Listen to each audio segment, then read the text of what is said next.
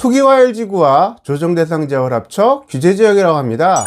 정부는 22년 11월 10일 서울과 경기 과천, 성남시 분당구와 수정구, 하남과 광명의 5개 시를 제외한 경기도 전역과 인천, 세종을 규제지역에 세제하였습니다. 규제지역과 비규제지역은 대출과 세금, 청약 등에서 큰 차이를 보입니다. 안녕하세요. 당신의 보다 나은 내일을 위해 오늘 당신의 투자를 반올림하세요. 투자 반올림의 이수진입니다. 오늘은 규제지역 해제로 바뀌는 것들을 알아보고 주택시장 전망을 간략히 짚어보도록 하겠습니다. 먼저 대출부터 볼까요? 주택담보대출 LTV가 집값의 50%에서 70%로 올라가고 다주택자의 주택담보대출도 LTV 60%까지 허용됩니다. 15억 이상 고가주택도 주택담보대출을 받을 수 있게 됩니다. 문제는 DSR 규제입니다. 1억 이상 대출은 DSR 40%입니다. DSR 40%가 완화되지 않은 상태에서 LTV 완화는 별로 도움이 될 것 같지는 않습니다. 세금은 다주택자에게 좀 더 도움이 될 것 같네요. 1주택자가 규제지역에서 주택을 추가로 취득하면 2주택 시 8%, 3주택 시 12%로 취득세가 중과됩니다. 비규제지역이 되면은 2주택까지는 1에서 3%의 일반 세율이, 3주택은 8%, 4주택 이상은 12%로 취득세가 완화됩니다. 참고로 취득세는 6억 이하는 1%, 6억 초과 3억 미만은 1.01%에서 2.99%입니다. 9억 이상은 3%고요. 양도세는 규제지역의 경우 최고 75%까지 중과되지만 비규제지역은 6에서 45%의 일반 세율이 적용됩니다. 다주택자의 조정지역 양도세 중과는 22년 5월 11일 기준일로 1년간 한시적 유예 상태입니다.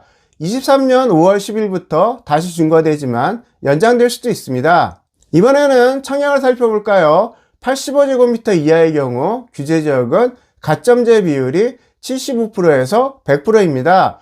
비규제지역은 추첨제 비율이 60%라 청약가점이 낮은 분들에게 유리합니다. 참고로 수도권 내 공공주택지구는 모두 100% 가점제입니다.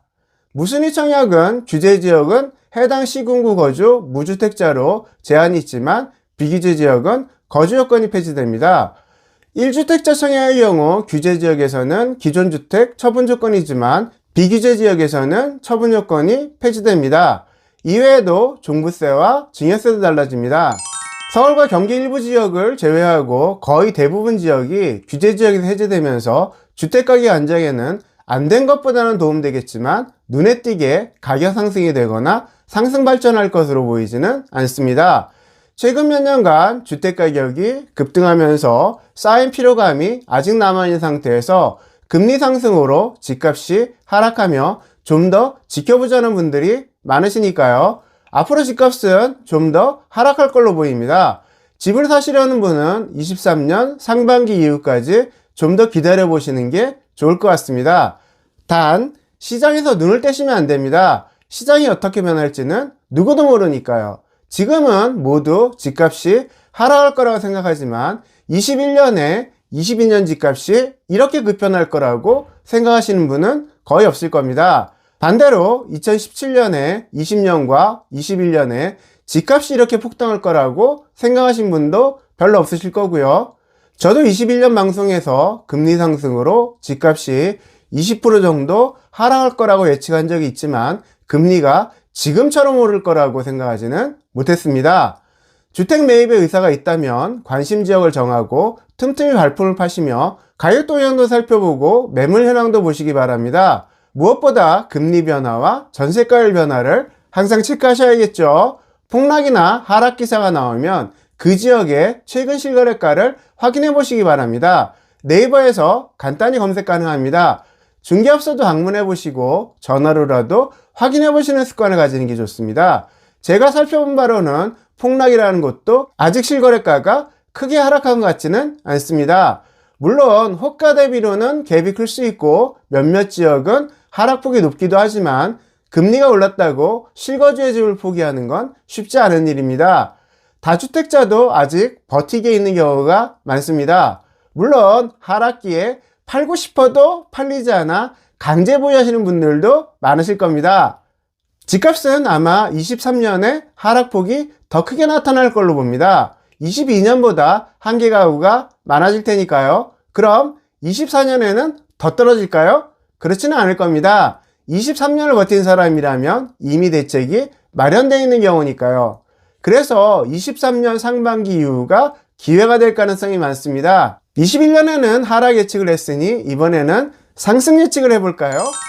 23년 상반기 금리 고점이 되면 24년부터는 금리 하락이 있을 걸로 보입니다. 하락이 멈추고 점진적으로 추세가 바뀌려면 25년 하반기는 돼야 하지 않을까 싶습니다. 여기서 한 가지 기억하셔야 할 것은 주택시장과 시행시장은 움직임이 다르다는 겁니다. 금리가 급상승하면서 프로젝트 파이낸싱 금리가 급등하고 예정되었던 사업들이 연기되거나 취소되고 있습니다. 기존 계약자에게 2배로 100배 배상을 하더라도 사업을 취소하거나 시행을 연기하는 사례도 있으니까요. 앞으로 몇 년간 공급 물량은 급감할 겁니다. 사업이 재개되더라도 착공 후 준공까지는 3년에서 4년 정도의 시간이 더 필요합니다. 아파트는 빵이 아니니까요. 저는 25년 하반기까지는 금리가 2.5%에서 2.25% 선으로 내려오지 않을까 싶습니다.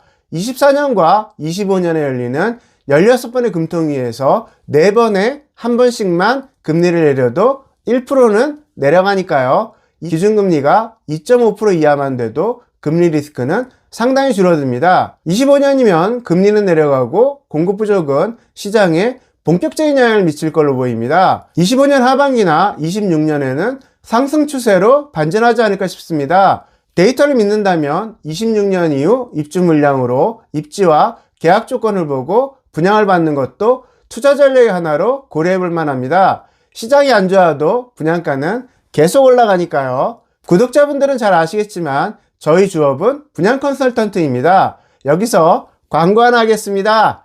별내에 760세대 29층 6개동 구성의 84 오피스텔과 9위 생활숙박시설이 분양 중입니다. 계약금 5% 조건에 주변 개발 의지가 좋습니다. 부동산으로 돈을 번다는 것은 내가 살고 있는 집이 아닌 곳에서 수익을 내야 합니다. 보다 자세한 내용은 위에 카드를 누르시면 보실 수 있고 경매에 관심이 있다면 23년 2, 4분기나 3, 4분기쯤에 좀 더 좋은 매물이 나오지 않을까 싶습니다. 오늘 방송은 이것으로 마치겠습니다. 다음에는 금리와 주택 공급에 대해 좀 더 얘기해 보도록 하겠습니다. 이 방송이 도움되셨다면 구독과 좋아요 꼭 잊지 마시고 알람 설정도 해두시기 바랍니다. 궁금한 내용은 1599-2610번으로 전화 주시거나 댓글을 남기셔도 됩니다. 동영상 설명에 오픈 채팅방 주소도 있습니다. 당신의 보다 나은 내일을 위해 오늘 당신의 투자를 반올림하세요. 지금까지 투자반올림이었습니다. 감사합니다.